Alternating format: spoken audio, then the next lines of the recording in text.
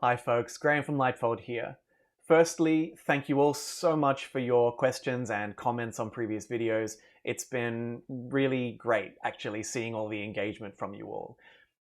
A theme that seems to be emerging is this question of, well, great, I can see the value in AI, I can see how I could use it in my own business, but how do I actually take the next steps? Am I prepared for AI?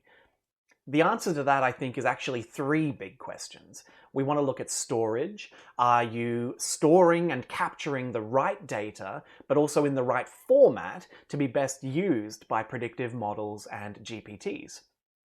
After you've got your data stored in the right place, let's look at governance. Is your data appropriately tagged and secured? Now, we care about this not just from the data privacy aspect, which of course is very important, but also from the metadata point of view, literally data about your data. Having really clear metadata is critical for producing quality predictive AI.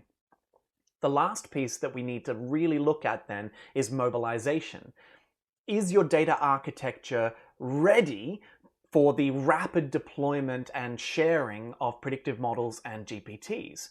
You can have the best model in the world, the most amazing predictive model, but unless your people can access it and use it easily, it's going to be next to useless for you.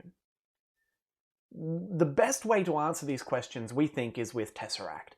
We talked about Tesseract before. Tesseract is our human-centered design method for data analytics and AI. And there are a number of custom, bespoke Tesseract workshop modules focused entirely around answering that question, are you ready for AI? A Tesseract engagement with CloudWorks and Lightfold is rapid to produce. It's only about 4 weeks. And at the end of that, you're going to have an incredibly clear idea of whether you're ready for AI and what steps you need to take next to begin deploying AI or to get ready for AI. We'd love to talk to you more about it. The possibilities for AI in Salesforce are incredibly exciting right now. So please do get in touch.